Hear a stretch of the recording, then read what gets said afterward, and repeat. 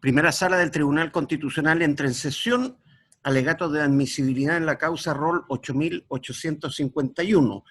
Requirente, la jueza titular del Juzgado de Familia de Coquimbo. Requerimiento de inaplicabilidad por inconstitucionalidad respecto al artículo 54, número 4, de la Ley sobre Matrimonio Civil.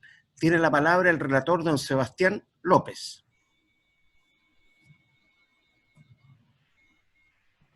Muchas gracias, señor presidente.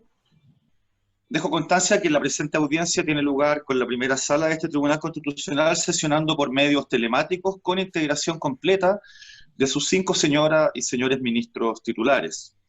A Fojas 1, doña María Antonieta Santibáñez, jueza titular del Juzgado de Familia de Coquimbo, remite automotivado en que solicita se declare la inaplicabilidad por inconstitucionalidad del artículo 54, número 4 de la Ley 19.947 sobre matrimonio civil, en relación a la causa sobre alimentos y divorcio por culpa, caratulada Sarria con Plaza, sustanciada ante el Juzgado de Familia requirente. El presente impugnado dispone que el divorcio podrá ser demandado por uno de los cónyuges por falta imputable al otro, siempre que constituya una violación grave de los deberes y obligaciones que impone el matrimonio o de los deberes para con los hijos que torne intolerable la vida en común. Se incurre en dicha causal, entre otros casos, cuando ocurre cualquiera de los siguientes hechos. Número 4, conducta homosexual. La magistrada expone que la señora Sarria demandó de alimentos al señor Plaza y este demandó de divorcio por culpa. En materia de alimentos, el asunto llegó a conciliación, pendiendo el juicio respecto a la demanda de divorcio del marido contra la mujer, en la cual se invoca la causal genérica del inciso primero del artículo 54, así como las causales específicas de los numerales segundo y cuarto del mismo artículo. Así el marido funda la violación grave de los deberes y obligaciones del matrimonio, que ha tornado intolerable la vida en común, en las causales de adulterio y conducta homosexual de la mujer, por haber ésta mantenido desde el año 2018 a la fecha una relación sentimental con otra mujer. Expresa la jueza que de probarse los hechos del artículo 54, número 4, será aplicable y decisivo en la resolución del litigio, debiendo así declararse el divorcio por la causal conducta homosexual. Lo que afirma es inconstitucional al tenor del artículo 19, número 2 de la Carta Fundamental, que asegura a todas las personas la igualdad ante la ley y que ni la ley ni autoridad alguna podrán establecer diferencias arbitrarias. Señala el automotivado que la causal de divorcio conducta homosexual no se condice con el reconocimiento de la igualdad de las personas y resulta, comillas, altamente arbitraria, denigrando y sancionando solo a ciertos cónyuges, cierre comillas, al nivel de culpabilidad.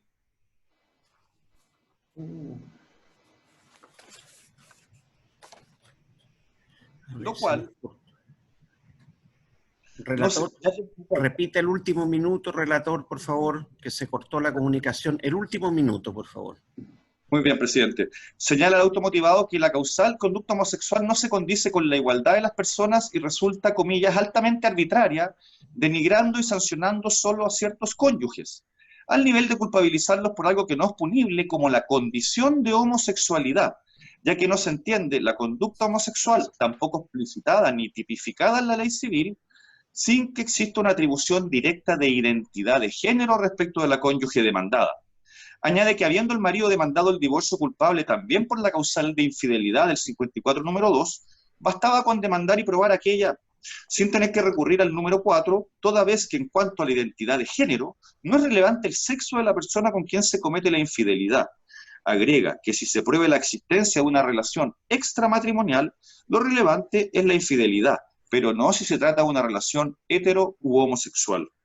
Añade que la causal del número 4 es discriminatoria al no ser posible, comillas, probar la conducta homosexual, sin acreditar el, comillas, ser homosexual, sancionando así la ley civil la condición de homosexual a través de una causal de divorcio-sanción.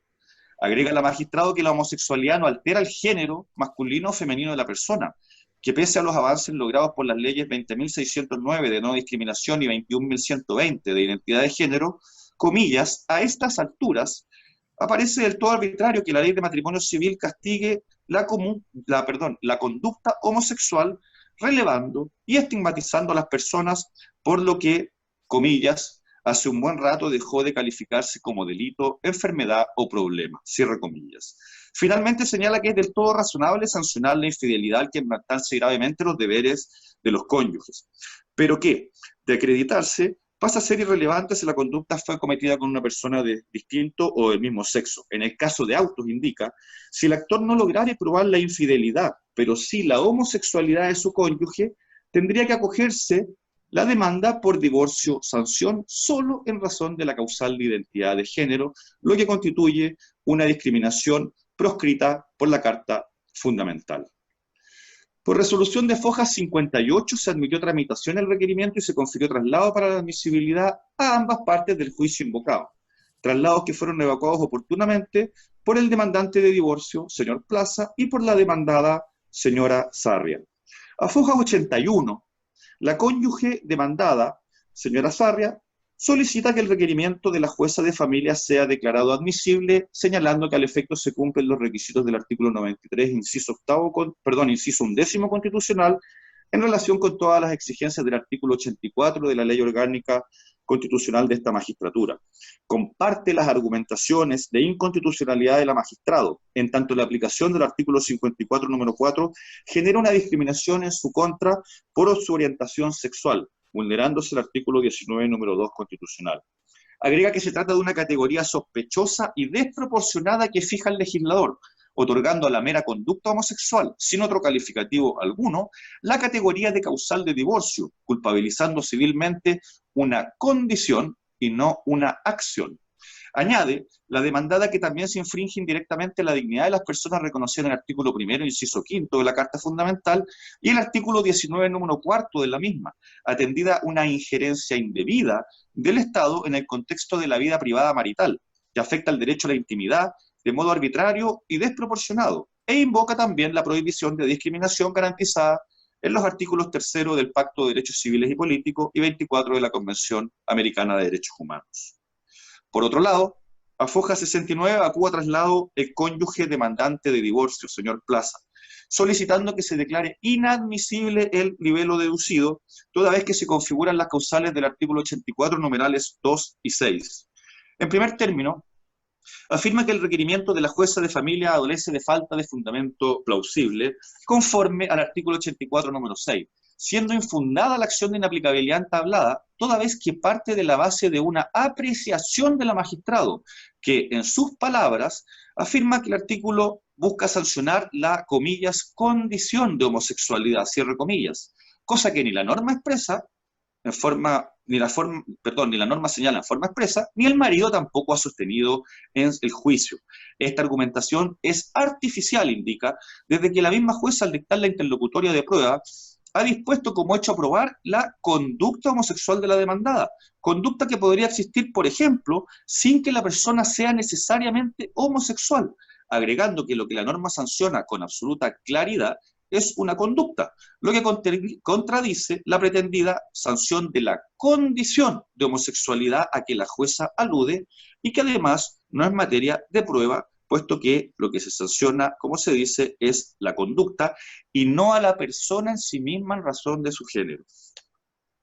Tampoco corresponde, alega, que la magistrada haga juicio sobre lo que podía o no haber hecho la defensa del señor Plaza en el juicio y qué acciones debía entablar, a efectos de fundamentar el requerimiento de inaplicabilidad, porque esto exige precisamente el análisis del precepto legal a la luz de las circunstancias del caso concreto, y no sobre un constructo ideal de posibles escenarios.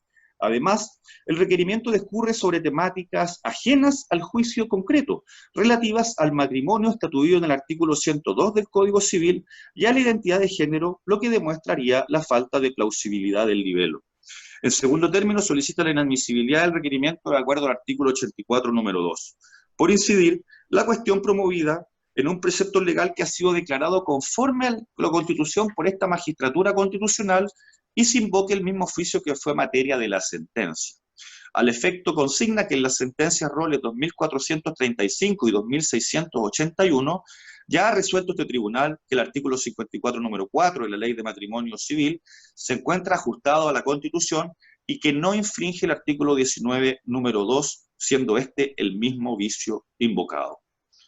Dada la cuenta de las presentaciones de todas las partes evacuadas, a foja 258 la sala ordenó citar a la presente audiencia a fin de oír alegatos acerca de la admisibilidad del requerimiento. Se han presentado amicus curiae por la Corporación Fundamental, a fojas 90, por la ONG de Desarrollo, Movimiento de Integración y Liberación Homosexual, MOVIL, a fojas 292, y por la Corporación Comunidad y Justicia, a fojas 321. Se han anunciado para alegar en forma los abogados de las partes demandante y demandada en el juicio de familia invocado. Es todo, señor presidente. Muy bien. Entonces, les recuerdo a los señores abogados que la primera sala del Tribunal Constitucional los ha invitado a alegar no sobre el fondo de la cuestión, sino sobre las causales de admisibilidad o inadmisibilidad del artículo 84 de la Ley Orgánica de esta magistratura. Así que los invito a los señores abogados a pronunciarse sobre ese tópico, las causales de admisibilidad o de inadmisibilidad que estarían en juego en este caso concreto. Dicho lo anterior, entonces, por la parte demandada en el juicio de divorcio, la señora Sarria, tiene la palabra la abogada doña Catarina Salas Salazar, hasta por 10 minutos. Adelante, colega.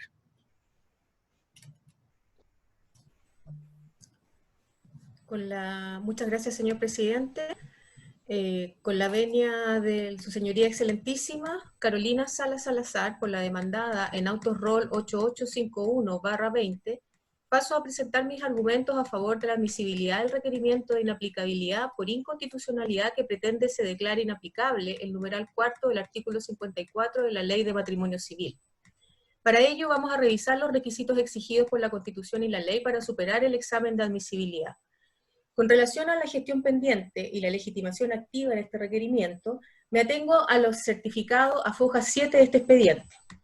La presente solicitud basa su fundamentación en que la aplicación del artículo 54, número 4 de la Ley de Matrimonio Civil, al ser analizada e interpretada al tenor del artículo 19, número 2 de la Constitución, origina efectos inconstitucionales. En efecto, nuestra norma fundamental asegura a todas las personas la igualdad ante la ley, disponiendo en su parte final que ni la ley ni la autoridad alguna podrán establecer diferencias arbitrarias. Tomando en consideración dicha norma y fundamental, observamos que la referida causal, si es aplicada al juicio indicado, no se condice con el reconocimiento de la igualdad de las personas, denigrando y sancionando solo a ciertos cónyuges al nivel de culpabilizarlos por algo que no es punible, ya que la condición de homosexualidad es una atribución de la identidad de mi representada, lo que configura una discriminación arbitraria que se basa en su orientación sexual. Como sabemos, la orientación sexual distingue entre personas heterosexuales, homosexuales y bisexuales, constituyendo el género de la persona hacia la cual se siente atracción la única diferencia entre estos conceptos, tal como se ha establecido en la sentencia 2435. Por su parte, las disquisiciones de la jueza requirente se fundan precisamente en la vinculación del ejercicio de la función jurisdiccional al principio de supremacía constitucional. Por ende, cumple con su deber constitucional y su interés no es otro más que precaver posibles injusticias, por cierto, no deseadas por nuestra norma fundamental. En este sentido, la requirente agrega que la causal punitiva del citado numeral cuarto es discriminatoria para esta causa en particular, dado que no es posible probar la llamada conducta homosexual sin acreditar el ser homosexual de mi representada, lo que además originaría una sanción a raíz precisamente de su identidad sexual. En abstracto, y como primer acercamiento, llama la atención que esta causal se encuentra en un listado de conductas que busca proteger a un cónyuge, hijas e hijos por actos imputables a acciones delictuales como son las causales primera, tercera y sexta, a acciones negligentes como lo es la causal segunda, o enfermedades como lo señala el numeral quinto de este artículo. Por tanto, ¿es acaso la conducta homosexual per se un atentado de la misma envergadura que los recién mencionados? Ahora bien, en concreto, la aplicación de esta norma genera una discriminación arbitraria, pues al interpretar este precepto legal a la luz del artículo 19, número 2 de la Constitución, y para ello debemos realizar un juicio de igualdad a fin de establecer si la decisión legislativa es razonable y objetiva. Así, esta herramienta nos permite concluir que en la actuación de infidelidad realizada con pareja heterosexual, la exigencia o estándar a observar por el intérprete es probar la conducta de, comillas, yacer con otro. Pero en el caso de parejas homosexuales, el solo hecho de comportarse conforme con su identidad sexual es castigada por el numeral cuarto del artículo 50. 54. Si la infidelidad ya se encontraba configurada en la misma legislación, ¿por qué fue necesario hacer una distinción solo respecto de personas homosexuales? Debido a lo anterior, nos parece necesario que su señoría excelentísima pueda darnos una luz al respecto, pues se encuentra en juego el ejercicio y protección de derechos fundamentales asociados al desarrollo de una persona y de sus hijas e hijos. Coherente con lo expuesto, nos parece que la aplicación del precepto legal en cuestión resulta decisiva en la resolución del asunto, y dice relación con que la pretensión del demandante, la acción que intenta ejercer, se funda precisamente en la norma cuya inaplicabilidad se solicita. El demandante en este caso aduce expresamente en su libelo que opta por invocar esta causal, comillas, puesto que mi representada ha mantenido desde el 2018 a la fecha una relación sentimental con otra mujer, cierro comillas. Por tanto, tal como indica la requirente, si estos hechos se prueban, la causal referida resultará aplicable y decisiva en la resolución del asunto, y además condición de posibilidad del procedimiento existente, cuestión que da cuenta del cumplimiento del presente requisito de admisibilidad.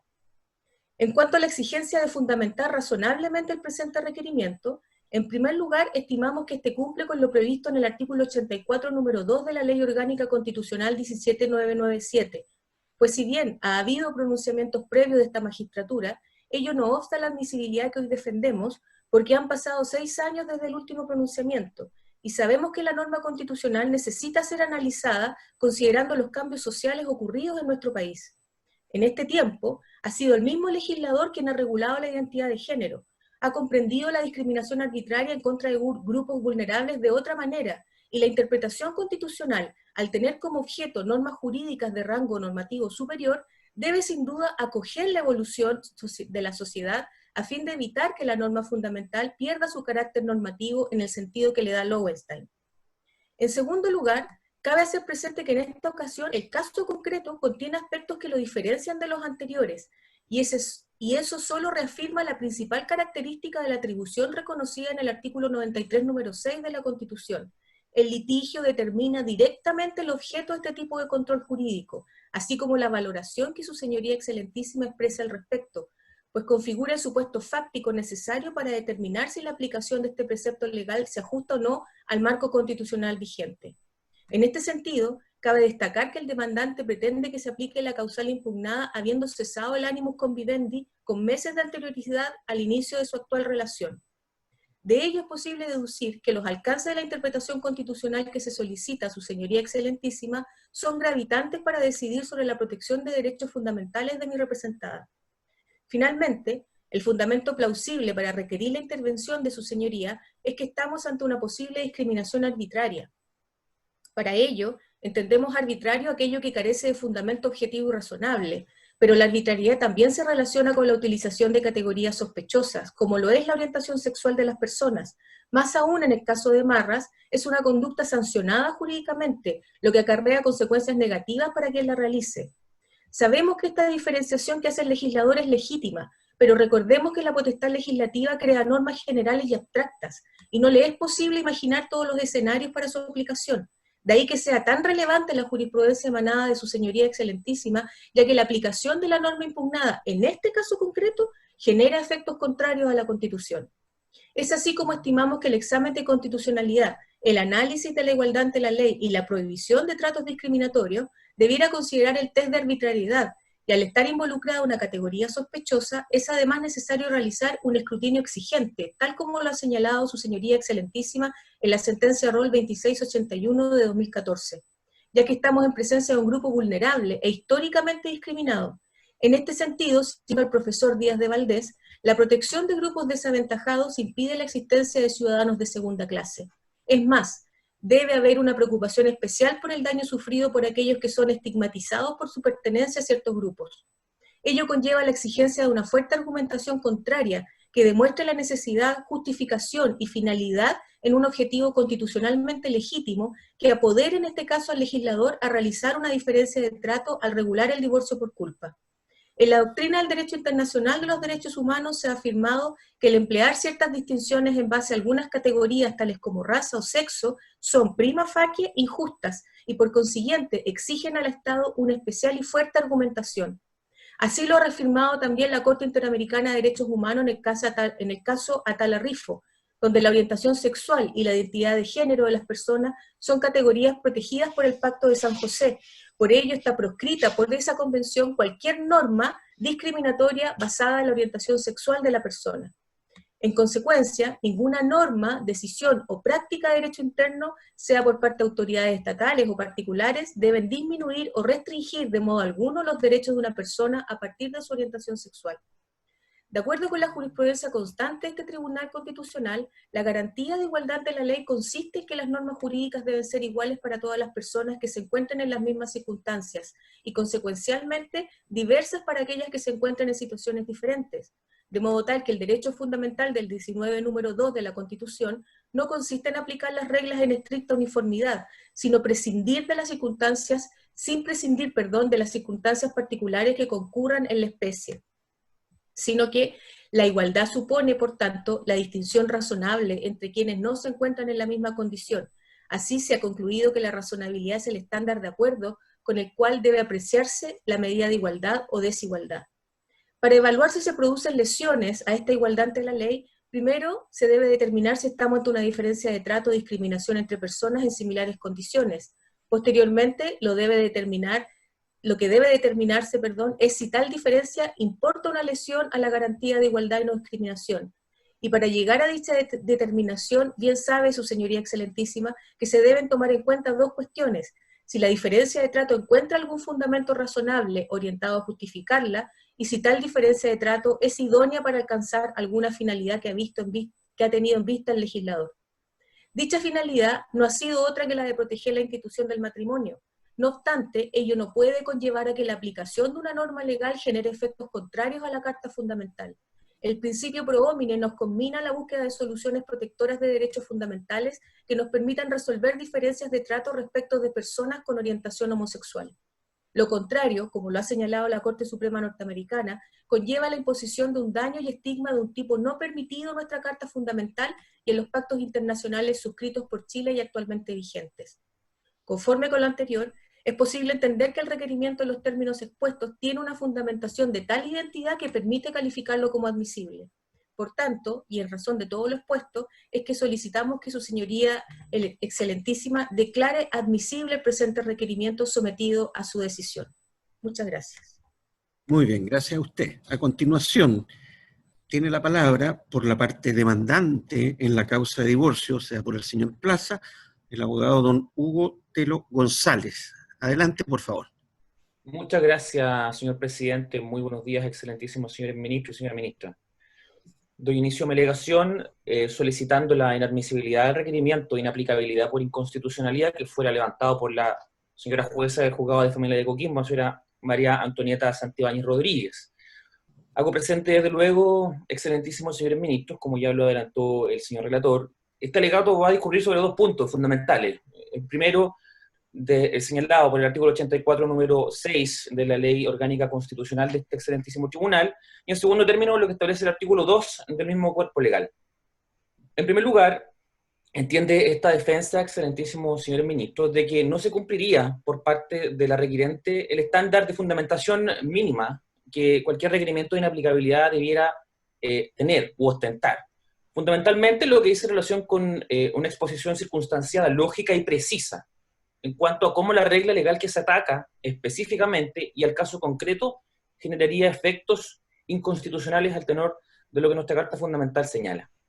En ese sentido, en el requerimiento de la señora Santibáñez, en poco más de 3 páginas, señala de que a su juicio se vulneraría el artículo 19, número 2, con la aplicación de esta regla legal del artículo 54 de la Ley de Matrimonio Civil, en tanto generaría distinciones arbitrarias, denigraciones, sanciones solo a ciertos cónyuges, al nivel de culpabilizarlos por cosas que no son punibles, y tal como lo señaló el señor relator, y esta parte hizo énfasis en el escrito, en el libelo, ella señala de que se sancionaría la condición de homosexualidad, y entiende también de que no se puede considerar esta sin hacer una atribución de identidad de género de la contraparte.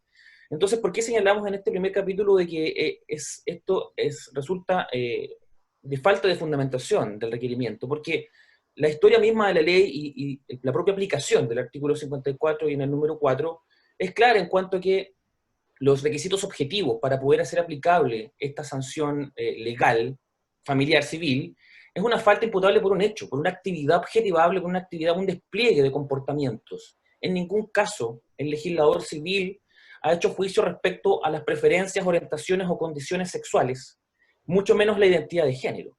Por lo tanto, echamos de menos, por supuesto, el análisis por parte de la requirente en cuanto a esta situación. Simplemente entendemos que son percepciones personales y de orden legal. Entonces, considerando esta situación en que el espíritu de la norma, desde luego, y desde su creación, fue diferente absolutamente con la Constitución, no entendemos cómo su razonamiento nos puede llegar a hacer concluir que en el caso concreto la norma de Marras sería inconstitucional. Enseguida, la propia jueza del grado vuelve a insistir sobre conceptos en cuanto a la condición de homosexualidad de la parte demandada. Nosotros en ningún caso, ni en el escrito de demanda, ni en ninguna parte del litigio, hemos levantado el tema acerca de la condición sexual. Insisto en eso y voy a ser tremendamente repetitivo y majadero, porque esto es un tema de que si se prueba en el juicio con la suficiente determinación o con los elementos jurisdiccionales de su señoría del grado, va a poder determinar si la conducta se genera o no se genera. Por lo tanto, hay una disquisición, hay un asunto probatorio en cuanto a poder no discriminar en último caso a un justiciable. Por lo tanto, dejando de lado cualquier disquisición o elemento moral y extrajurídico, únicamente cabe hacerse responsable de la legislación que está vigente en Chile respecto del matrimonio y las sanciones al respecto. Y nuevamente no encontramos argumentación suficiente en ese sentido. Insiste la jueza del grado, excelentísimos señores ministros, en que se estaría hablando de la identidad de género y señala de que hace un juicio también de que si mi representado hubiese optado por usar otra causal, la número 2 del artículo 54, bastaría solamente con aquella para poder obtener el efecto querido con mi representado, cuál sería el divorcio.